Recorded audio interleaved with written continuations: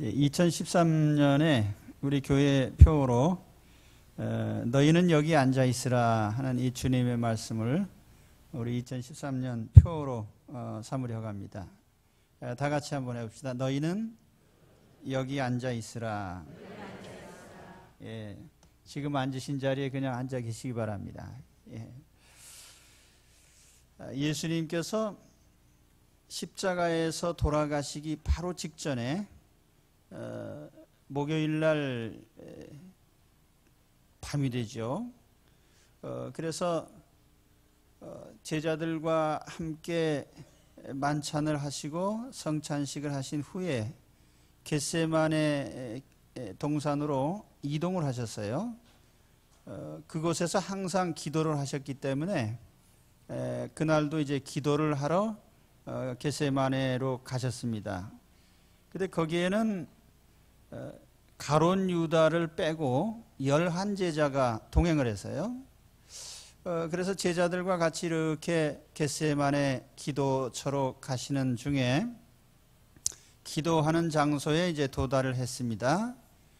그런데 그 중에 예수님과 베드로, 야고보, 요한 이 사람들을 제외한 나머지 제자들에게 올라가다가 이제 어느 자리를 보시고 너희는 여기 앉아 있어라 그렇게 말씀하시고, 또 베드로, 야고보, 요한 흔히 이너서클 내 제자 가운데 항상 세 사람을 이제 12제자가 있지만 항상 가까이에서 측근에서 있었던 세 제자를 이제 베드로, 야고보, 요한이라고 하는데, 베드로, 야고보, 요한을 데리고 조금 더 앞으로 가셨어요.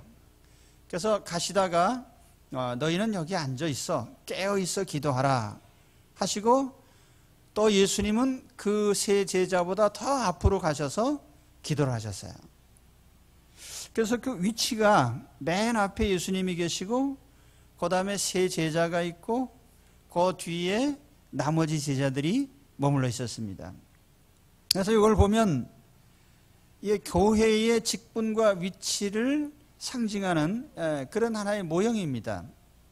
교회의 머리는 예수님이시죠. 그러나 또 예수님을 수종드는 교회의 직분자들이 있어요. 목회자가 있고 또 그 목회자를 돕는 장로님들이 계시고 또 여러 직분자들이 있고 평신도들이 있고 이렇게 그 교회도 그런 형태로 되어 있습니다. 그런데 이와 같이 직분이 다 다르지만 이 직분이 다르지만 주님께서 그 직분에 따라서 어떤 요구하시는 사항이 있어요. 그래서 여기 8제자들, 그러니까 베드로, 야고보, 요한을 제외한 나머지 제자들에게는 너희도 여기 앉아 있어라. 그리고 그 이상 요구를 안 하셨어요. 제가 마가복음, 마태복음 대조를 해봐도 똑같습니다. 그래서 이 제자들은 그저 앉아 있는 것으로도, 물론 예수님께서 그 이상 원하셨는지는 모르겠습니다만은 명령 그렇게 하셨어요. 너희는 여기 앉아 있어라. 그리고 세 제자를 조금 더 앞으로 데리고 가셔서 그 세 제자에게는 덧붙이셨습니다. 내가 상당히 지금 고민스럽고 참 난처한 처지에 참 있으니 너희는 여기서 깨어 있어라. 깨어 있어라는 말은 같이 기도하자, 나 좀 도와달라, 같이 있어라 하는 그런 어떤 부탁의 말씀이에요. 그리고 예수님은 제일 앞으로 가셔서 그 세 제자와는 또 달리 누가복음 22장 44절에 보면은 땀이 핏방울이 떨어지듯 그렇게 되도록 주님은 기도하셨습니다. 그러니까 맨 앞에 있는 예수님은 정말 땀이 변하여 피가 되도록 그렇게 맨 앞에서 주님 기도하시고, 그 뒤에 세 제자가 깨어 있어서 우리 주님을 좀 위하여 같이 기도하자는 부탁을 받았어요.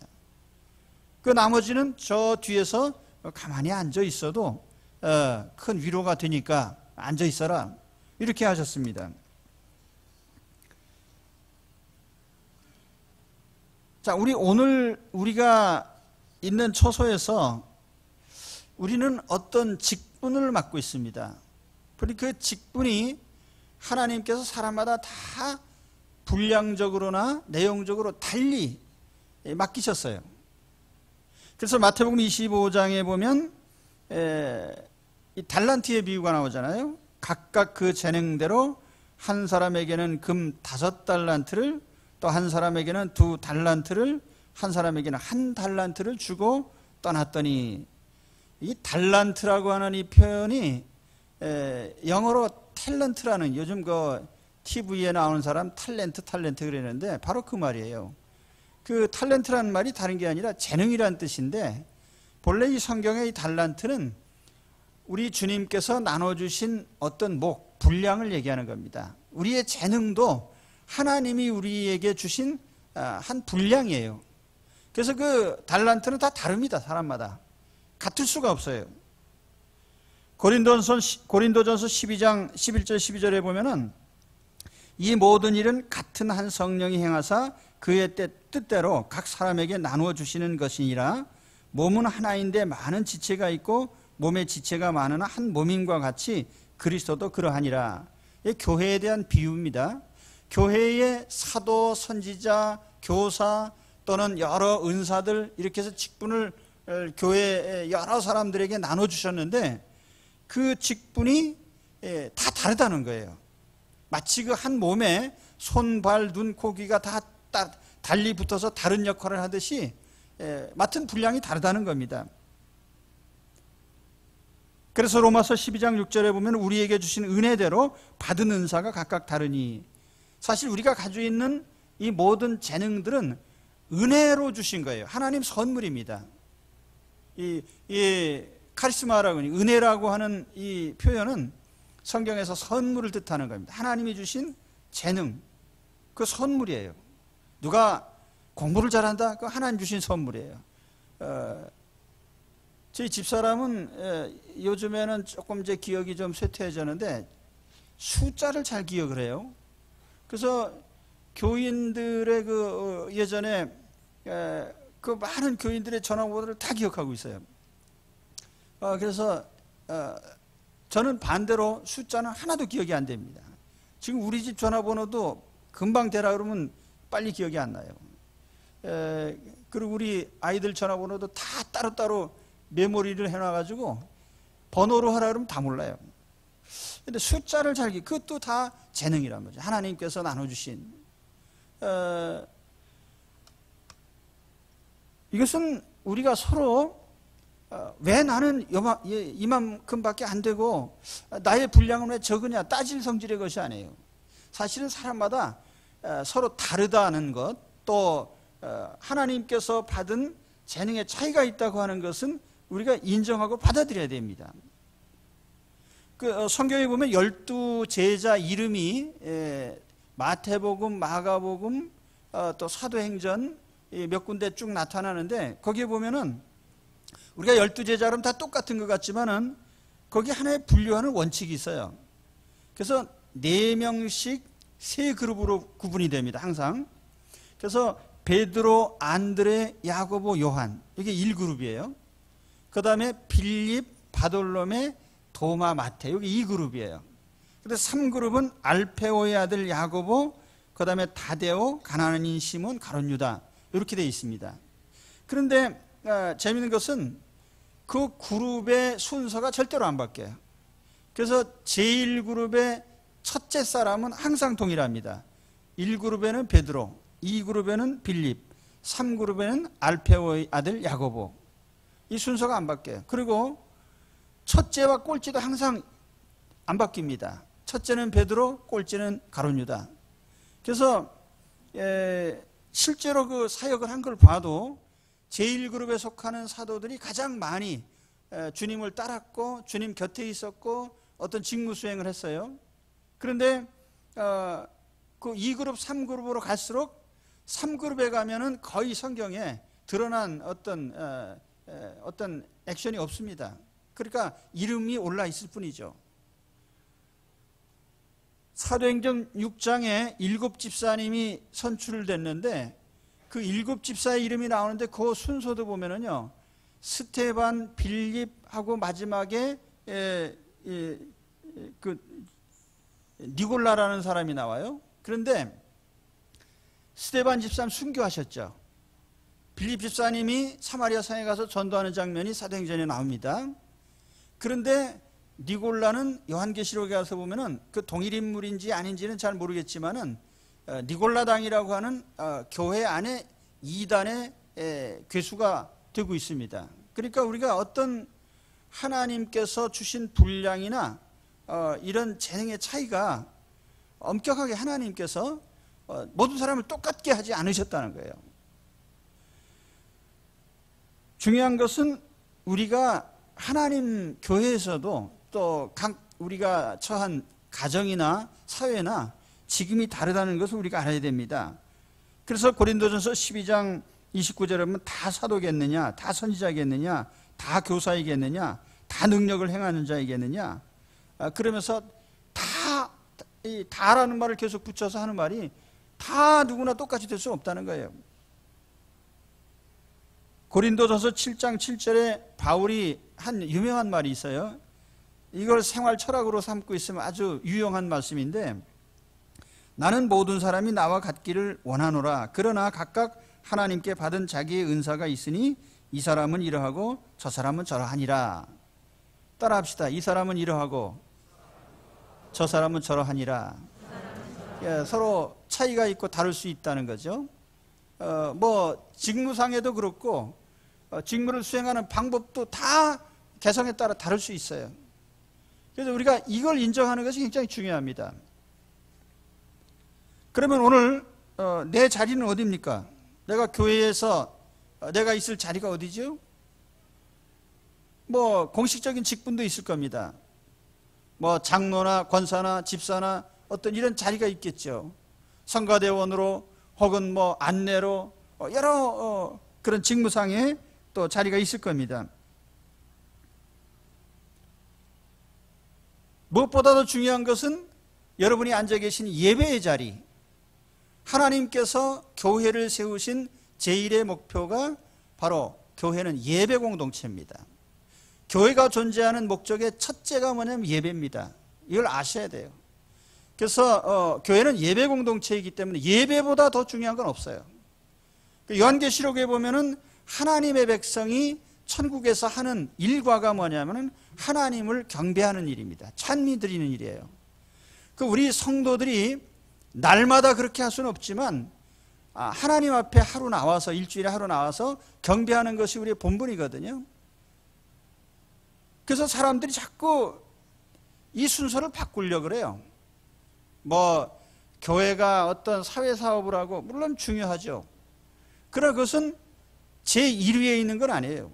언제나 교회는 이 순서를 바꾸면 교회가 세속화되고 타락하게 되어 있습니다. 교회는 예배 공동체입니다. 그래서 여러분, 이 예배를 드리는 이 나의 직분과 자리, 모든 사람이 똑같이 부여받은 사명이거든요. 이걸 잊지 마셔야 됩니다.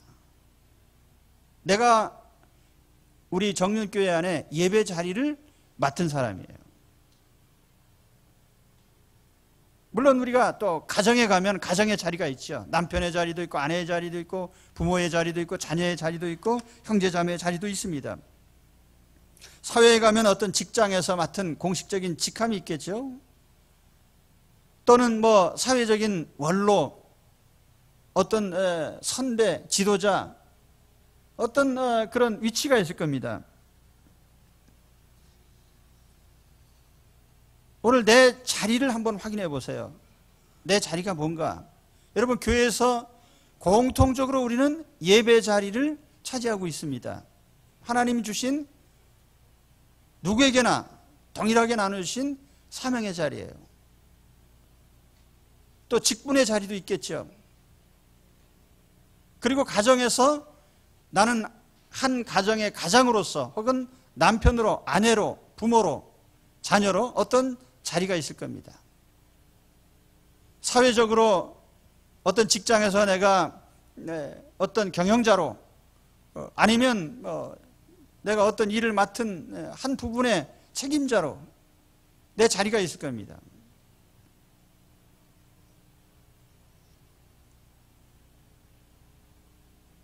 오늘 이 말씀을 통해서 바로 내게 하나님이 주신 그 자리를 떠나지 말고 지키시기를 바랍니다. 그래서 너희는 여기 앉아 있으라 한 것이 그 자리에 앉아 있는 것 그 자체가 의미가 있고 그것이 어떤 일이 되고 역할이 되는 거예요.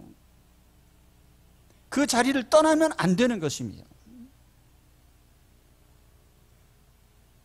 절대로 2013년에 자기 자리를 떠나지 마시기 바랍니다. 내 자리, 그 자리를 지켜야 돼요.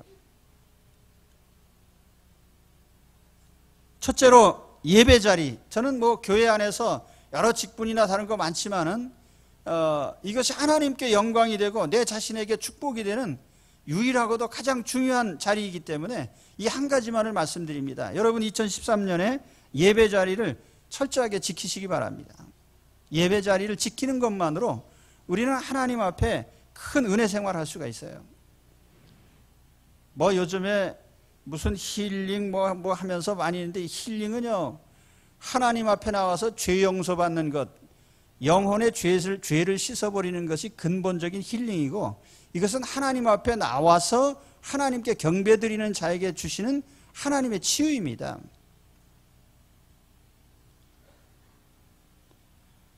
그래서 2013년에 여러분 다른 모든 자리보다 예배 자리를 지키시기를 축원합니다. 그것이 2013년에 내 모든 삶과 축복의 근원이 될 것입니다. 주일 예배 자리,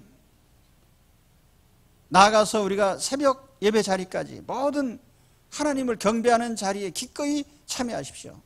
예배 자리를 이탈하는 것이 우리에게는 영적으로 가장 어둡고 또 그것이 함정에 빠지는 일이 될 것입니다.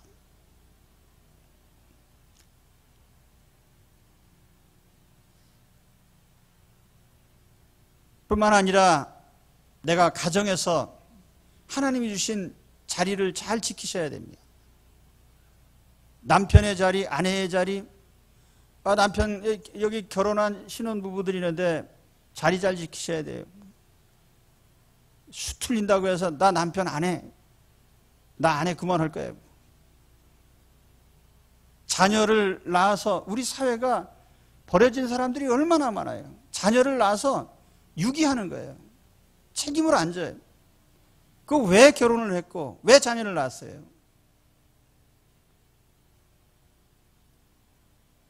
그리고 요즘 추세가 뭐냐면 잘못을 저질러 놓고 전부 사회적인 책임으로 돌리는 거예요. 사회가 그래서 뭐 세상이 그러니까 개인의 죄는 절대로 묻지 않고 모든 죄를 전부 사회로 떠넘긴 후에 사회가 책임진 적이 있어요? 이게 우리나라만 그런 게 아니라 전 세계적인 공통적인 현상이에요.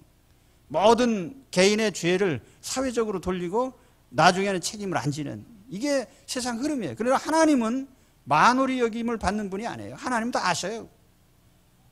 분명히 개인의 죄를 하나님께서 물으실 것입니다. 하나님 보시는 거예요. 그렇기 때문에 우리는 우리 가정에서 하나님 주신 이 가정을 지키는 게 얼마나 중요한 일인지 몰라요. 교회도요, 기본 단위가 가정이에요. 가정이 제대로 되지 않은데 하나님을 잘 섬기는 것은 그건 실상 원리상 맞지 않는 겁니다.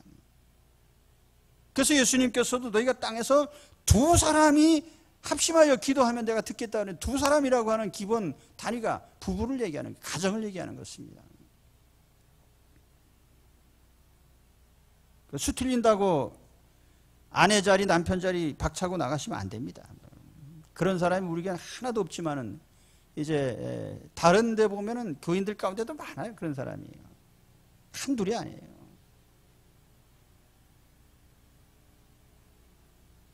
그래서 아무리 힘들어도 못해 먹겠다 그러고 도망가지 마시기 바랍니다. 할렐루야. 하시겠다는 얘기입니까? 안 하시겠다는 얘기입니까? 부모 자리가 힘들어도요, 부모 자리를 포기하면 안 되는 거예요. 그거 얼마나 큰 사명이에요.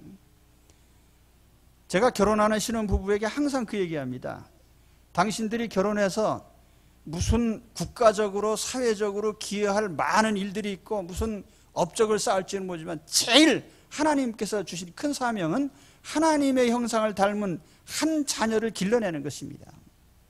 굉장히 중요한 인생의 사명이에요. 이걸 알고 자녀를 길러야 되는 거예요.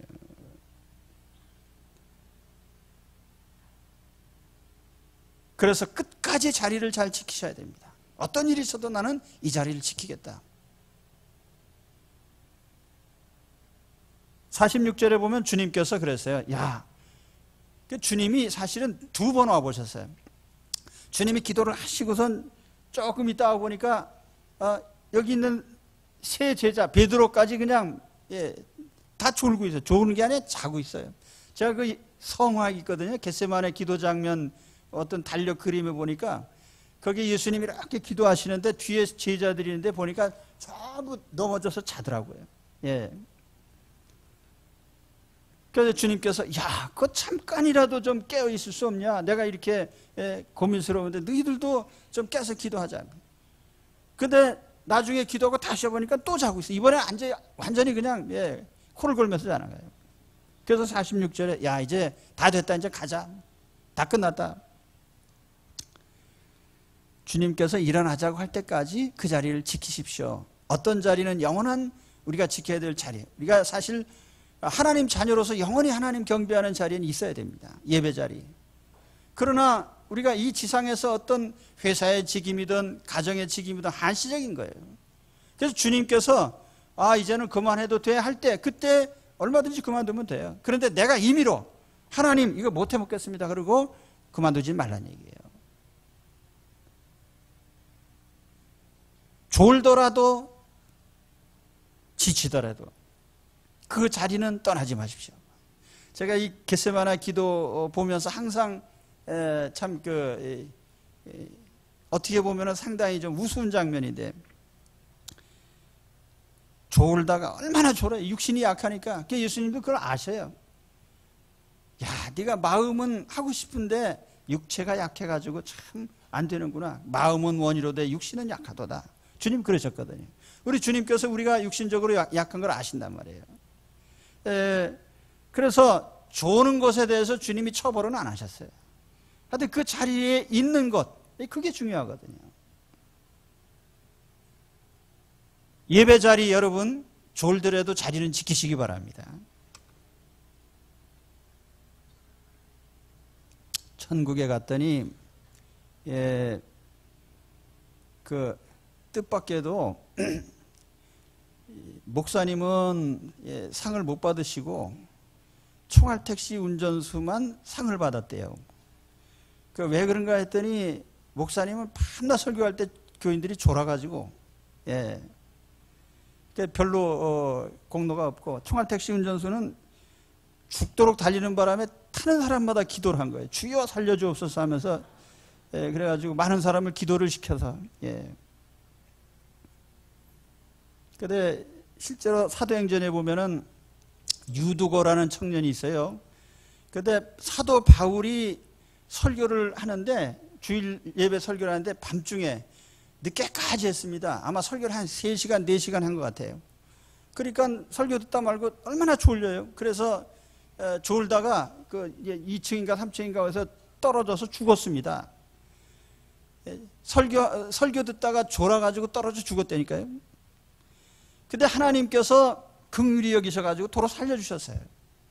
그러니까 여러분 설교 듣다가 죽어도 살아납니다. 그러니까 하여튼 예배 자리를 잘 지키셔야 돼요. 그것이 우리 하나님 기뻐하신 일이고 우리가 영적으로 잘 되는 일이고요. 축복받는 일입니다. 주님이 자리를 옮기라고 하실 때까지 사실 우리가 어떤 일이든지요 영원히 하고 싶어도 하나님 그만두라고 못해요. 우리가 능력 있다고 언제까지나 할 줄 압니까? 제 동기들 가운데도 은퇴하신 분들이 많습니다. 세상적으로 은퇴한 분도 많고 목회적으로 은퇴한 분들도 많은데 처음에는 은퇴해서 좋다고 어쩌고 하더니 며칠 지나자마자 이게 참 일하고 싶어도 못하고 말이지. 얼마나 일을 하고 싶은데 시켜줘야지. 그러니까 그만두라고 할 때가 와요. 가만히 있어도. 그러니까 있는 자리 쉽사리 버리지 마시라고요. 그래서 우리 예수님께서 이런 말씀하셨습니다. 사람이 나를 섬기려면 나를 따르라. 나 있는 곳에 나를 섬기는 자도 거기 있으리니 사람이 나를 섬기면 내 아버지께서 그를 귀히 여기시리라. 나를 섬기려면 나 있는 자리에 너희도 있어야 되겠다. 나 있는 그곳에 너희도 있는 것이 옳다. 여기 요한복음 12장 26절 말씀인데 그 나 있는 곳이라고 한 것이면 예수님의 고난의 자리예요. 힘들더라도 그 자리를 보존하라는 거예요. 자리를 지켜라. 내가 있으면 너희도 같이 있으라는 얘기예요. 오늘 여러분 나에게 주어진 자리, 그것이 하나님 은혜로 주어진 자리요, 귀한 자리인 줄 아셔야 됩니다. 그것이 가정의 자리가 됐든 하나님 교회의 자리가 됐든 사회적인 직임이 됐든 그게 거저 그냥 뭐 어디서 떨어진 게 아니에요. 하나님이 주신 겁니다. 선물이에요. 하나님 선물이기 때문에 귀하게 여겨야 돼요. 그래서 그 자리를 지키시되 2013년에는 하나님이 그만두라고 하시지 않은 한 내 자리는 잘 지키고, 그래서 하나님께서 주신 축복에 이르시기를 축원합니다. 자, 그러면 결심을 합시다. 하나님 따라합시다. 하나님 2013년에 내 자리를 잘 지키겠습니다. 예, 약속을 하셨습니다. 하나님이 들으셨어요. 그러니까 잘 하시기를 축원합니다. 기도하겠습니다.